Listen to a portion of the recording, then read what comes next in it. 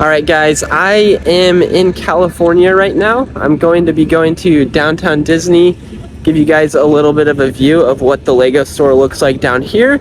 And I'll also be showing you some of the other shops in downtown Disney so you guys can get an idea of what it looks like.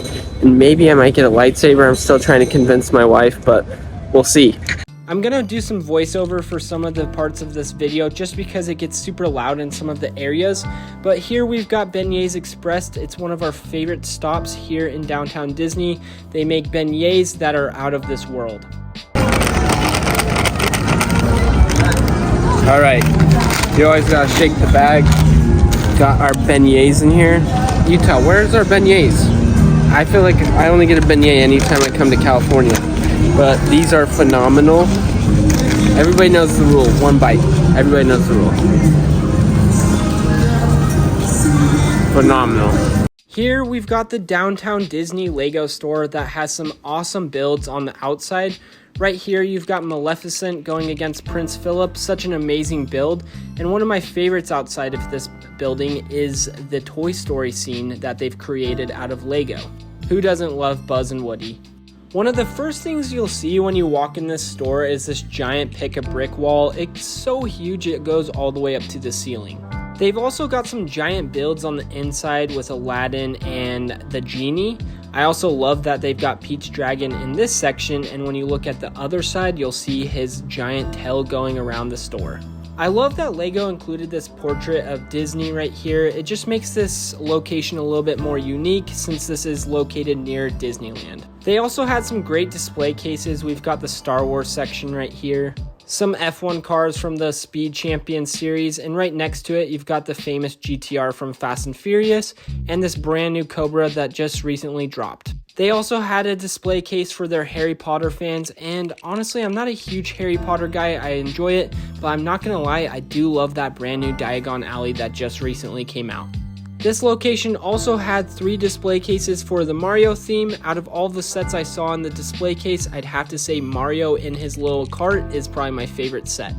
When walking around the store, I came across this super awesome Lego employee with the same name as me, Hunter, but he had some awesome builds that he made, especially that mustache. And to top it off, he actually made a teacup that you can blow bubbles out of. But before I left, he asked me to ask his Magic 8-Ball a question. I asked him if Lego would make us ambassadors at some point, and this is what I got. Not such a promising answer, but he gave me another chance.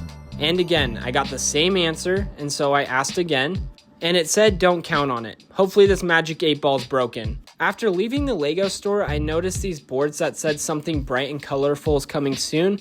I went back in and asked one of the employees what that meant, and they said they're going to be getting more outside builds, which is fun since they already have some cool ones on the outside of this building. After the Lego store, I went to the Star Wars Trading Post, which is honestly one of my favorite stores in downtown Disney.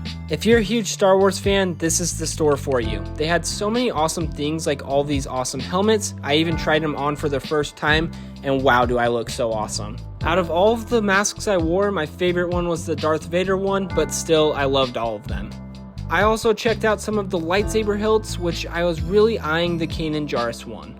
I asked Rachel if I looked hot in this, and she said yes. Alright guys, well, I convinced her, or I kind of pretty much said I'm buying it, but I bought the Kanan Jarrus.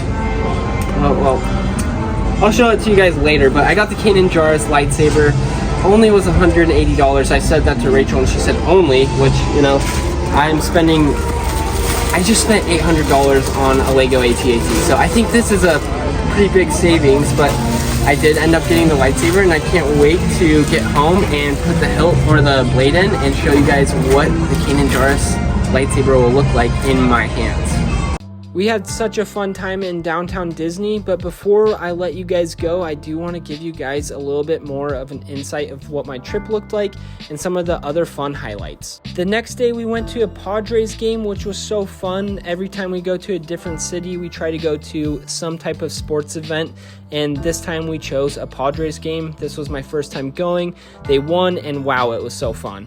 The next day after the Padres game, we went to the San Diego Zoo, and this has got to be one of the best best zoos in the country or maybe even in the world. It is so big and this zoo has so much to offer. When I say you're going to be here all day, I'm not lying. We got here pretty much right as it opened and we didn't leave until about closing time. They have so many animals from all over this world and it's such a cool thing to say I've been able to see some of these animals in person that I never thought I'd ever see.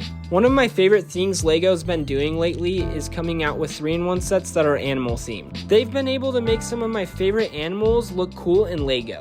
LEGO has come out with a lot of different animals for those 3-in-1 sets, but I'm curious, what animal do you think LEGO should do next? I'd love to see LEGO come out with a zebra. They're such a unique looking animal. I also think an elephant would be super cool, maybe even this elephant.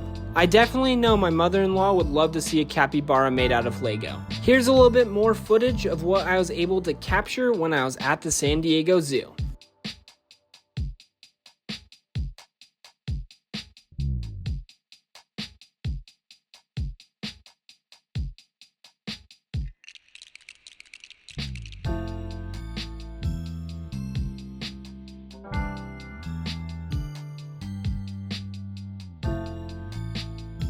Unfortunately, our trip in San Diego had to come to an end, but when I was coming home, I stopped by the Salt Lake City Airport LEGO store.